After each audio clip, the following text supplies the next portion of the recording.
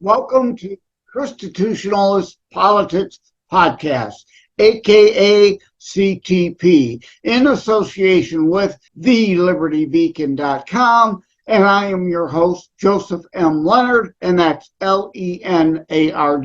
CTP is your no muss, no fuss, just me, you, and occasional guest type podcast. I really appreciate you tuning in. As Graham Norton would say, let's get on with the show. Today's episode, who is babysitting whom?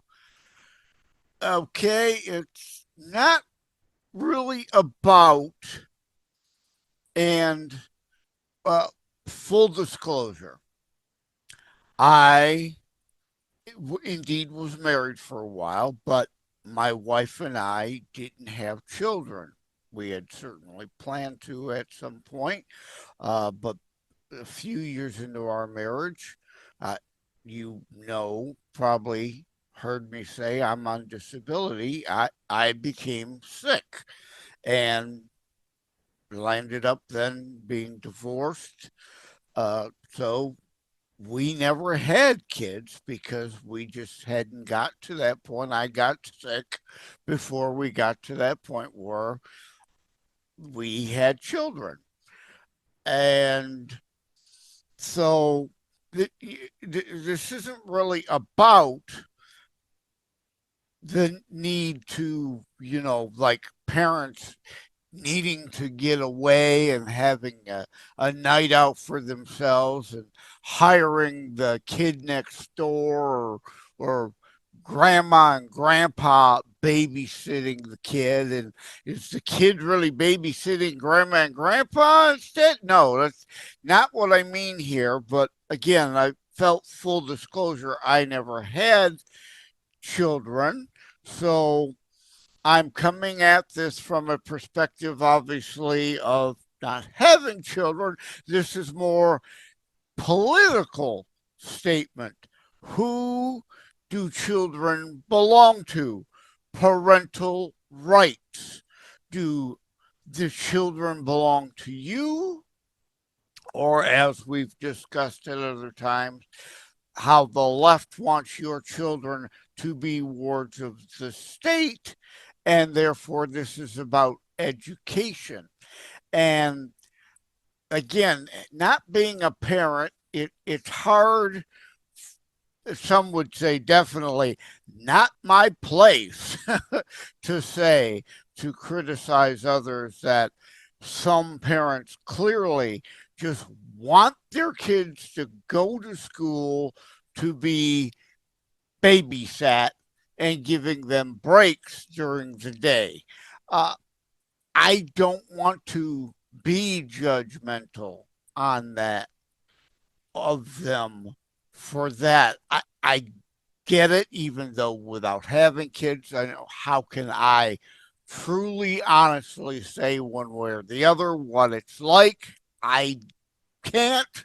I don't know. I never went through that. But the important thing here is that given the Wuhan hysteria, a lot of parents have awakened to the point and the fact that what is going on in our schools and that their lack of paying attention, lack of involvement in when their children are being watched, right? We expect them to be educated, not indoctrinated due to the Wuhan hysteria, the leftist indoctrination factories, the leftist creation of the Department of Education to top down control the education system and what is put into our kids' head, what to think rather than how to think, to indoctrinate rather than educate has been exposed. But let me back up a second. I forgot I was going to say this about not being a parent. one could say that, since my divorce in 2006, I've been a cat dad, a cat guy. Well, why am I saying that? Because, of course, all of a sudden, J.D. Vance's comment about cat ladies is an issue, it's a problem. And again, not being a parent, I understand where he was coming from. He is not trying to denigrate all people who have never had children, but of course, it was never a problem, what he said, until now he's a vice presidential candidate for the Republican ticket. And he's not denigrating all single cat ladies. He's talking about the importance or the value of having a family and having children. As I said, I'm divorced. I am certainly very grateful for the time that I was married. And again, I got sick. There was a period of time, a few years, that my health was so bad that I literally have major gap in my memory, chunks, several years of time that were such a fog, such a blur. I was so out of it. Years of time are like void in my head. And I thank God that I had someone there to help me through that period. It ultimately destroyed my marriage. I became someone else. I was void. I was like an empty vessel wandering through time for a few years. I wasn't myself. It landed up in a divorce. But again, the point here I'm saying is that at least thankfully I had that time with her. I am grateful for it. I am grateful to her. Still very much love my wife. Couldn't be with my wife at this point in time anymore. But it's about more than self, what J.D. Vance was talking about.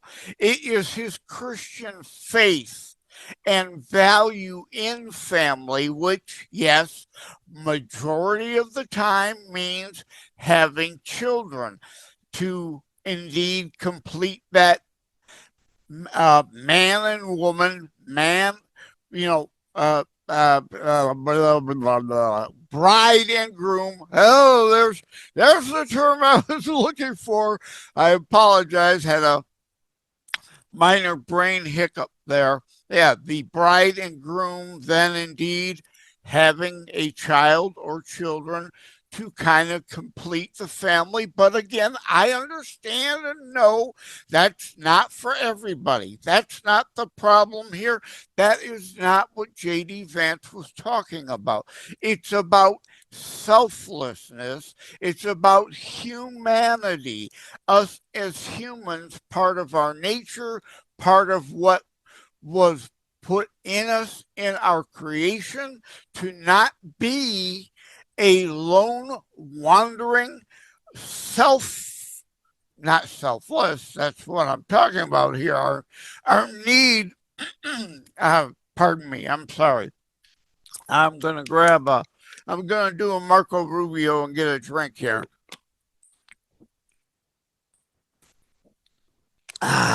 Thank you. Needed to wet the whistle, as they say, and of course, in the final audio version release of it, that gulp, gulp, gulp will be cut out.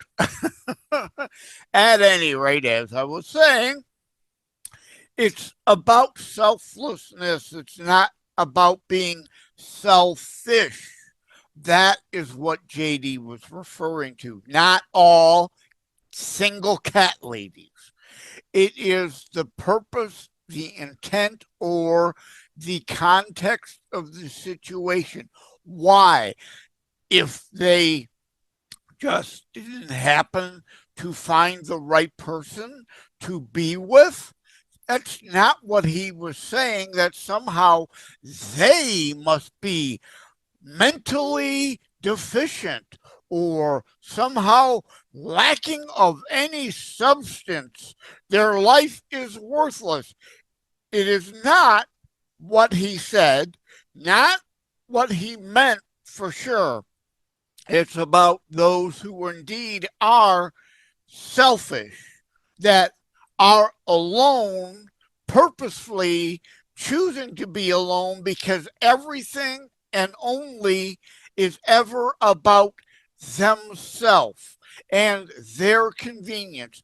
They didn't find someone that was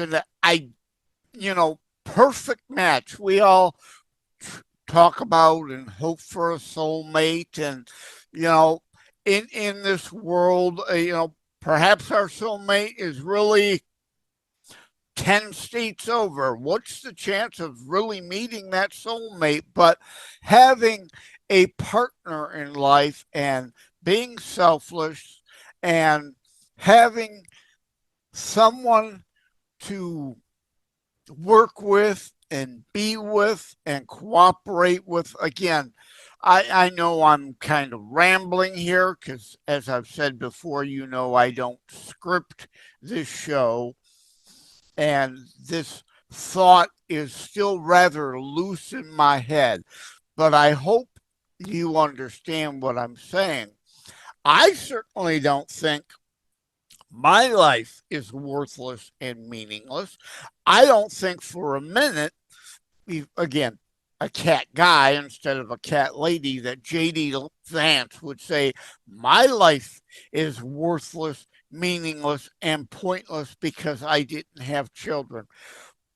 But that's kind of a rabbit hole that wasn't or isn't the point of this show. The point of this show is indeed who is babysitting whom when you send your children to school. A lot of people, in terms of that, kind of see it like, "Ooh, that's a nice break." Mom and dad may need to both work, especially in this modern day and age. So someone can't be home for the child, or if someone is home, and I'm not saying it's got to be the mother, right? Remember the Keaton movie, Mr. Mom? There is nothing wrong with the male being the home dad if the wife has the better job and working, if and where possible, if one of the parents can be home to take care of the home and raise the children, that is a good thing. I'm not demanding, expecting, insisting it has to be the woman, but we all know as Christians, yes, there is a difference in men and women, and in general, heads are going to explode if the liberals tuned in, right? The woman is generally the more nurturing of the genders, of the sexes. We were made different. There's a point and purpose to that. But regardless of which parent is home, if one can be, to help ensure the children are raised with some values and principles, is part of this question, this overall concept that both parents might have to be working, and school is seen as a break, a babysitter. Otherwise, they would have to have a daycare, which is expensive, and that raises a whole other issue of economics. Are you really working just to pay the daycare center? Then what's the point? Why doesn't one of you stay home? But then again, another rabbit hole. The whole point is the Wuhan hysteria days woke up a lot of parents as they were home from work too, a lot of them, and looked at the Zooms and saw the new core R's, as I call them: radicalism, raunch, perversion, porn, and racism through CRT.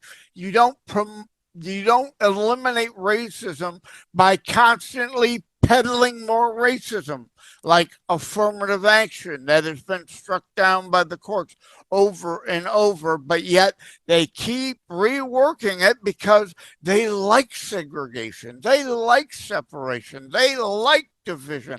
I'm talking about the left here. They want the identity politics, but you don't have equality of opportunity when providing special rights for anyone based on anything, sex or skin tone or whatever. Special rights are not equal rights or equal opportunity as outlined and guaranteed by our Constitution. And of course, our nation was never perfect to begin with. Yes, obviously, there was a lot of discrimination there. And racism is the wrong word. You've heard me say it before. We are but one human race. We are subclasses and subcultures. So it isn't racism, it's culturalism. And you even have subcultures within different classes of skin tone. Tyrus talked about this on Gutfeld the other day, right? Like, because Kamala was pulling a Hitlery, and all of a sudden, lo and behold, she's talking to a group, and a Southern accent comes out. It's like, and Tyrus is talking about, we don't all talk like that. That isn't all black people, but this is the leftist stereotype, right? And the pandering, the identity politics, the division. All of a sudden, Kamala, who's Jamaican and Indian, some trying to claim her as African American, all of a sudden, pure identity politics and pandering,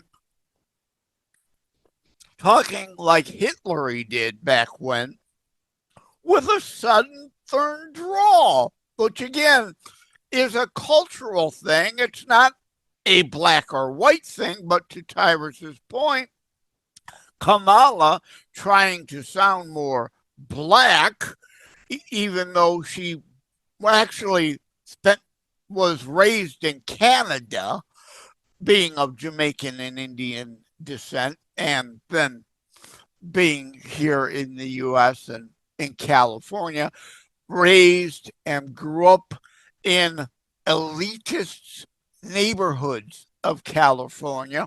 Again, nothing to do with black or white.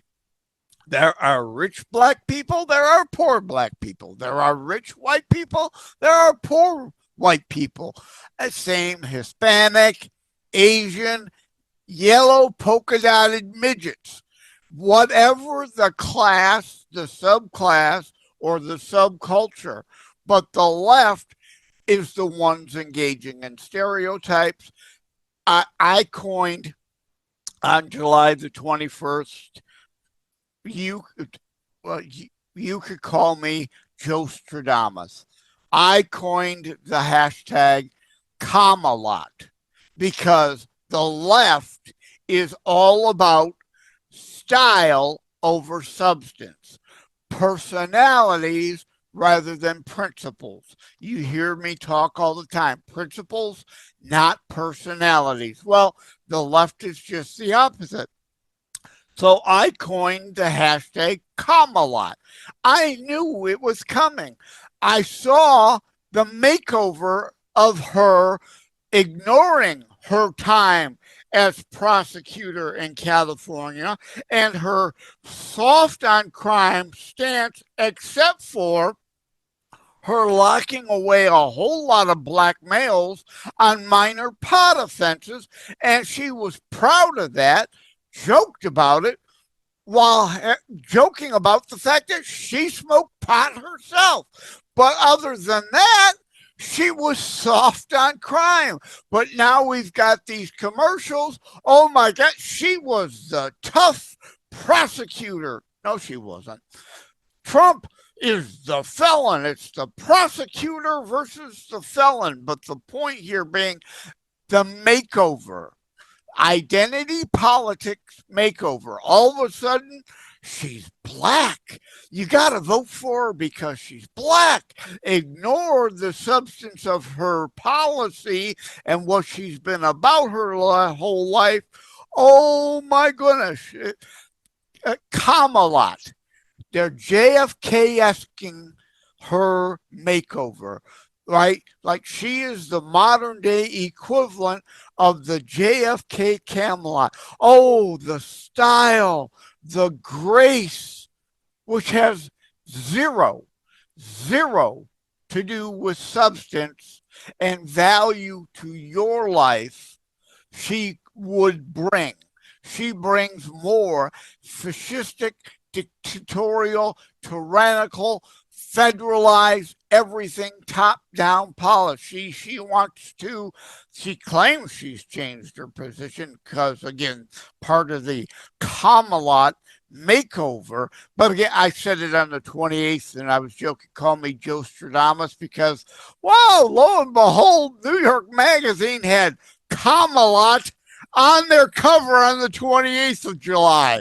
Whoa, now I'm not suggesting they stole it. Obviously, some people can think of the same concept being miles apart, but it wouldn't put it past me that they didn't take it from my social media pages. I'm on 15 different platforms and peddled it heavily from July 21st to July 24th. At any rate, off the beaten path again. But the whole makeover, the whole trying to talk about, oh, her style, not her substance, her personality, not her principles, which are, though she's flip-flopped, I didn't flip off. Apologies. I almost said flipped off. I figured I'd acknowledge I almost said that because you probably caught that I kind of almost said that. Flip-flopped, like the old John Kerry ad. Remember the John Kerry ad where they showed him sailing about, he was for it before he was against it, and then he was for it. Well, Camelot, Kamala, also I call hashtag Kamala, KAMELE, because it will be an extinction level event if she ever becomes president. But all of a sudden, she's not for eliminating all private health care and having a full federalized, socialized medicine. You won't have a private health insurance that has to approve you. No, with a fully government controlled run system, you have a deep state bureaucrat deciding whether you get this or that. It's who has the power and control. Just like when the Nazis implemented it in the 30s, it wasn't about health, it's about power and control over people. And the left wanting federal power and control over all people, eliminating private health care. But of course, it's part of the makeover.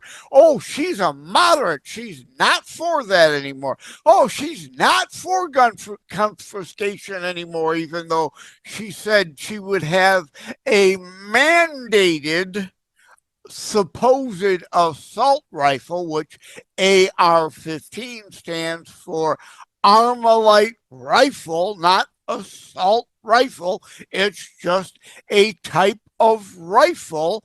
It's not a submachine gun. But all of a sudden, she's not for that. And not for this, even though she was for it. And likely, if elected, she'll be for it again. But yet again, I apologize. I am now like 25 minutes in, and I haven't really gone into the point and substance of who is babysitting whom But this makes the point that one issue does not exist in a vacuum. They all relate to other issues. And Kamala represents the leftist mind think of your children really belong to the state, the statists. It's about statism. It's about federal, dictatorial, tyrannical, top-down control. It's why they created the Department of Education during Carter. And of course, it's unconstitutional. There is no federal authority for that. That is a states' rights issue, and even more so, a local issue, your school board, and your unfortunate, in many cases, lack of involvement in it. We need to be more involved. And back to Wuhan, more parents have woken up to what's going on in the indoctrination factories, and indeed why the DOJ is targeting these parents as, oh my goodness, domestic terrorists, because they dare question now what is being indoctrinated into their children rather than their children being educated. That they push back against the leftist deep state makes them domestic terrorists, which is in line with who is babysitting whom, because again, the left, including some CINOs and rhinos, along with all on the left that comprise the deep state, think your children just happen to have come from you, but ultimately they belong to the state. And when you hand them over to the schools, is their rightful time to miseducate them and indoctrinate them how they want. Hence the title, Who is Babysitting Whom? The adage, the joke, that indeed far too many parents have seen school as just the babysitter, rather than the point and purpose of what our school is supposed to be for. But the left sees you, yes, let me look at the clock, 28 minutes in, 29 minutes in, finally get to the point of that title. Who is babysitting whom? The left, Hitlery, in her warping and twisting of the biblical notion, it takes a village, because community is biblical. Community, I hope you've heard me say in another episode, is voluntary. It is about charity, us in our personal Christian commandment to be our brother's keeper and taking care of widows and orphans. But the Bible also says there is a difference and a distinction between those who are unable, who we have a personal commandment to be responsible for, versus the unwilling, which we have zero obligation to. And it is also why Christ said, the poor will always be among you. It isn't about necessarily economic status he was talking about there. He was talking about 2,000 years ago, indeed, human nature, us as a species, humankind. There will always be some among you so unmotivated, so unwilling to bother to want to try to improve themselves and their lot in life, that they want to have communism, which is not biblical, because communism is forced. It is theft and redistribution. But there will be some who will always be so lazy and so unwilling to bother to try to earn themselves a way through life or a better way through life, that are happy to sit around and, as we now say, vote for a living, vote for handouts so they can be comfortable and cushy with a minor roof over their head and a bit of food for their belly. And beyond that, they're happy. So Christ said, the poor will always be among you. And that was more about human nature and less about economics, but it does relate in that sense. So, major difference between community, which is biblical, and communism, which is warped and twisted from community from which it is derived. But the left see your kids, again, Hitlery and warping of it takes a village, which is biblical, yes. Who is babysitting whom, right? Indeed, in order to have a parents' night out, you may need the neighbor's kid to babysit. Uh, you know, family, friends, a village, a community, not a communistic commune, a community to help raise the child and ensure they have proper values and principles, a set of positive morals. So, yes, it takes a village is biblical, but Hitlery and the left twist it to mean it takes a fascistic state to raise your child. That your child, your neighbor's children, everybody's children really belong to the left, to the deep state. And if you hadn't realized that point yet, I've been just kind of implying and alluding to a bit now that I've directly stated it 33 minutes in. That's the point of this title in Who is Babysitting Whom. They think you are the night sitter. All right? You happen to get the kids that they think belong to them back temporarily so that you can house them, feed them dinner, put them to bed so they're fresh in the morning to then be indoctrinated by the left.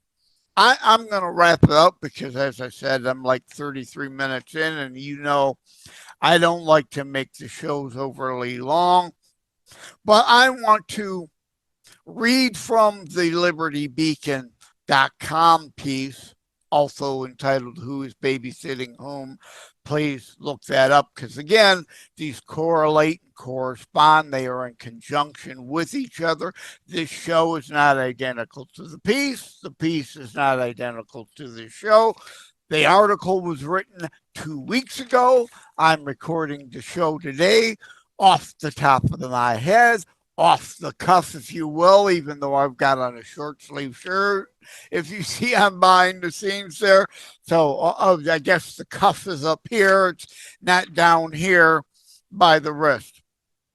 I'm going to read just the opening paragraph that sets up and goes into different ways the point. And in practicality, it goes only directly into the point of who is babysitting whom, since I've gone down several rabbit holes here.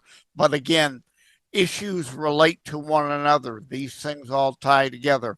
But what the genesis of this was, get it? It's a Christian show. The genesis of, yeah, but I know. I'm sorry. Lame humor. I had a conversation with someone the other day who brought up a leftist who admitted what we've known, what we all see, what we've been warning about, in that public schools are leftist indoctrination factories, and she, along with her other leftists, dared to express outrage over parents trying to exert parental rights over the children of the fascistic leftist state tools and pawns they're trying to turn into leftist zombies in school. That those last few words aren't in the article. I ad-libbed again. And again, the point that the show is not identical to the article is not identical to the show. But yes, I actually, every once in a while, these leftists will say that quiet part out loud. Your children aren't your children. You may have popped them out, but they now belong to the left. They are wards of the state. They want both parents working because then you become slaves to the state and your children indeed wards of the state, and you're just the night sitter. Thank you so much for taking care of the fascist state, Hitler's village, Hitler's communistic state that feels they own your children for them.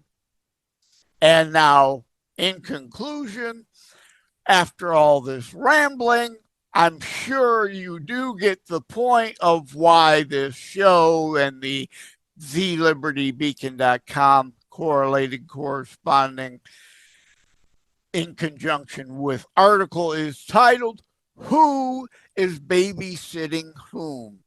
And I hope, please, yes, not just share this program. The point is, even if you don't share this program, you are now armed intellectually with logic and reason how to talk about this issue of Hitler's warping of It Takes a Village, the warping of who is babysitting whom, who do children actually belong to, the wards of the state, slaves of the state issues that may come up from time to time. I hope that I have now armed you with some additional information, additional food for thought, additional way that you can argue how the left has warped biblical community into leftist, forced, tyrannical communism, which our republic, not mobocracy, was never intended to be. Our republic has been warped from community to leftist communism more and more, and we must roar, as I hashtag ROAR. And no, I like to joke, I'm not talking about Katy Perry fanboyism and her roar video, right? Which was really a cute, clever song paying homage to Helen Reddy's I Am Woman, Hear Me Roar. Her roar song is rather clever, so I give her credit for that.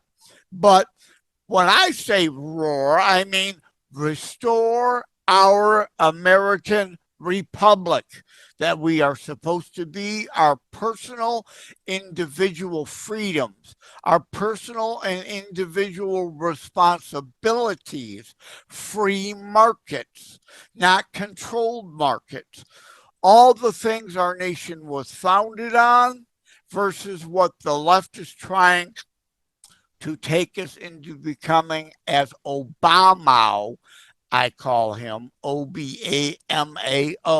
He's more of a Maoist than he is closer to any of our nation's founders. They are fundamentally transforming America from the greatest, most free, and let me throw in DEI here, diversity, equity, inclusion, another rabbit hole. But again, all these relate.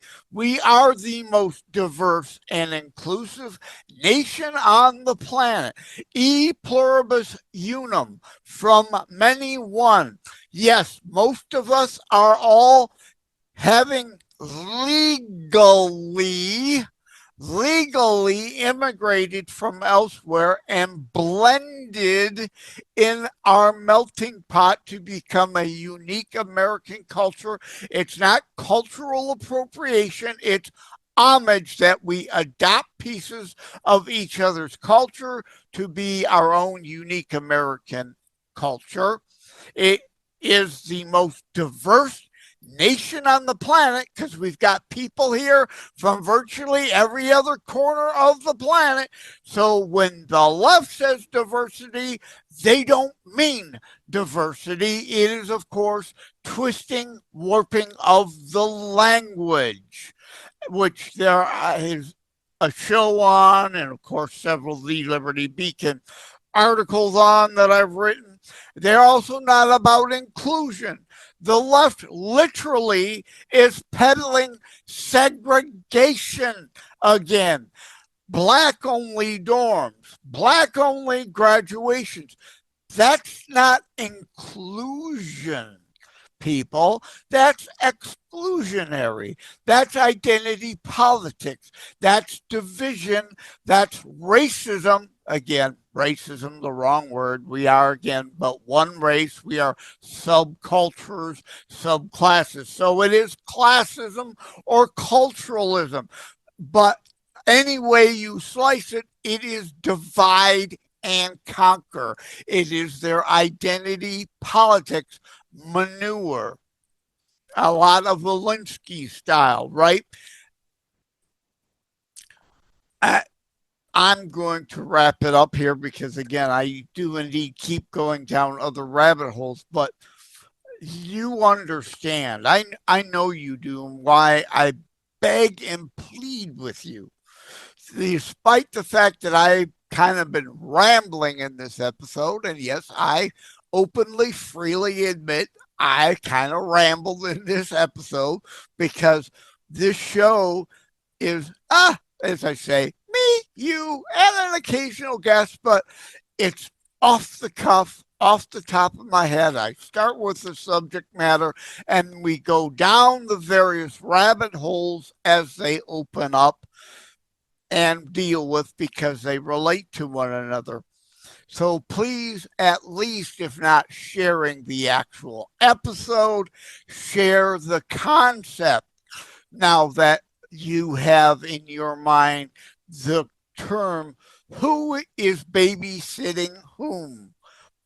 Thank you all for tuning in. One last time, let me apologize. I think I've rambled and kind of dove down various other related rabbit holes more so than I usually do. So from the bottom of my heart, I apologize for that. I hope you were able to follow it all as I kind of bounced around a bit, but these things all relate. Please share the concepts, if not the show, as we try to restore our American Republic.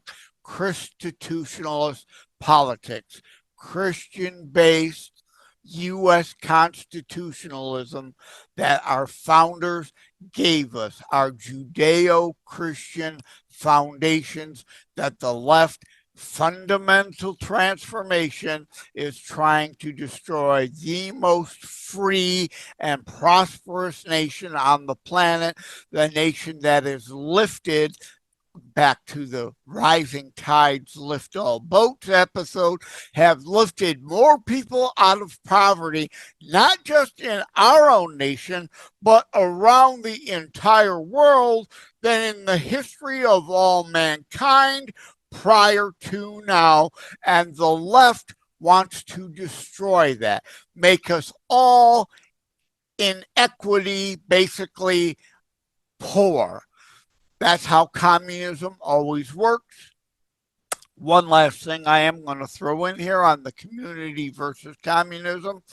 the Bradford colony, right? You don't have to learn from Marx, Lenin, Stalin, Che, uh, Mao, Xi, Chavez, Maduro, more recently Chavez and Maduro in Venezuela. Maduro just stole another election, dictator in Venezuela, but a communist state. They were once the most wealthy nation in South America, and now it is the poorest, despite having the most prosperous oil reserves in all of South America.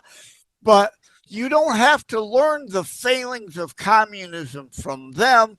Bradford colony, the Mayflower, they leave out the part, communist, compact, and failing here in America long before Karl Marx came along and espoused. I'm having trouble with my pronunciation today, as well as my thought process. Bradford, the Communist Mayflower Compact, a commonwealth. Everyone shared equally. Everyone was, of course, supposed to put in work equally. But of course, as Jesus said, the poor will always be among you. Not about economics, but human nature. More and more people got lazy and decided, like Ayn Rand, Atlas Shrugged, eventually happened in the Bradford colony. More and more people decided, hey, I'm getting everything supposedly for free. I'm just going to ride in the cart and let them pull me. Eventually, there's too few people pulling the cart to be able to move the cart because so many lazy people have decided to just climb in the cart. And again, back to the point, biblically, there's a difference between those who were unable being in the cart and needing to be pulled versus those unwilling to help pull the cart and deciding to get in the cart. So the Bradford colony, they almost all starved to death. Bradford then instituted what America today is based upon: individual rights, not collective rights. Individual and personal responsibilities. Biblical.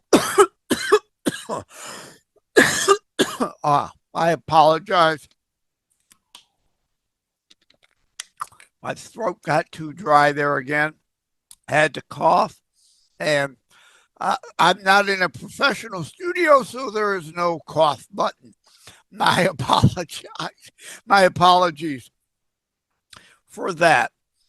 But continuing where I was on, Bradford, private property was instituted rather than the collective commonwealth.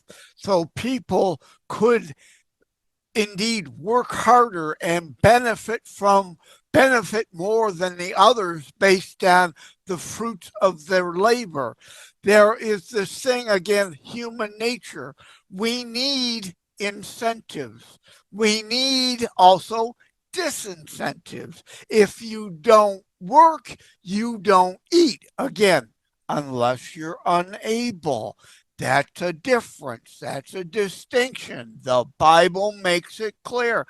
But the unwilling don't just get to show up and have a roof put over their head at the expense of everyone else, food on their table 3 times a day at the expense of everything else, because there is no such thing as free, and we're not necessarily only talking about monetary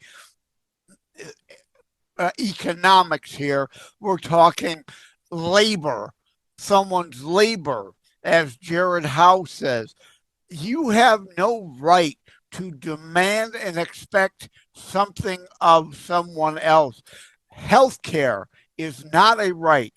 Education is not a right. This, that, the other thing. I forget all what Jared Howe said in his quote, which is Indeed, in ChristiTutionalist Politics 2, the quotations chapter, anything that takes the labor, the time and effort of another, or the capital of another is not a human right. We hope to work together as a community to provide these things with each other, but you have no right to enslave another, to force them to provide you food, or force them to provide you housing, force them to provide you health care services any more than the Confederate, the Demo KKK rats had to enslave black people to pick cotton. And again, slavery, another rabbit hole. Not all slaves were black. Not all blacks were slaves. There were free blacks in America. There were black slaves in America. Ask the Irish and the Chinese in the early ages that were also indentured servants, slaves. So this show indeed goes down all these rabbit holes and is about honesty, reality versus leftist delusional twisting and warping of language and history to try to transform us to communism, because communism is always this concept of a utopia, and it never is. And again, learn from the Bradford colony on our own continent, not Mao and Stalin and Marx and Lenin, and even more recently, Chavez and now Maduro in Venezuela. It fails every time, and it is because, as Jesus said about human nature, there will always be some, rather than bother to make things of themselves, will just try to steal from others to get by. And that's why communism always fails. Human nature. Communism can work just fine in heaven, potentially, but it doesn't work here on earth. Okay. Honestly, truly, I'm done rambling, because I'm now over 50 minutes, and you know I like to keep these shows short, so this show has gone much longer. Thank you so much to all of you that indeed hung out through all these ramblings, but I know if you did, you understand all these things relate. You can't look at one thing versus another in a vacuum. Thank you all. Take care. May God bless you. Thank you for having tuned in for ChristiTutionalist Politics show. If you haven't already, please check out my primary internationally available book, Terror Strikes, coming soon to a city near you, available anywhere books are sold. If you have locally run bookstores still near you, they can order it for you, or autographed copies are available online direct from me via terrorstrikes.info/shop. Be sure to check out more about today's discussion at thelibertybeacon.com, where my articles drop every Saturday. And let me remind, over time, the fancy high production items will come, but for now, for starters, it's just you as a very appreciated listener by me. All substance, no fluff, no fancy high production intro or inserts, at least yet, just straight to key discussion points. A show that looks at a variety of topics, mostly politics, through a Christian U.S. constitutionalist lens. So again, thank you from the bottom of my heart. Take care. God bless.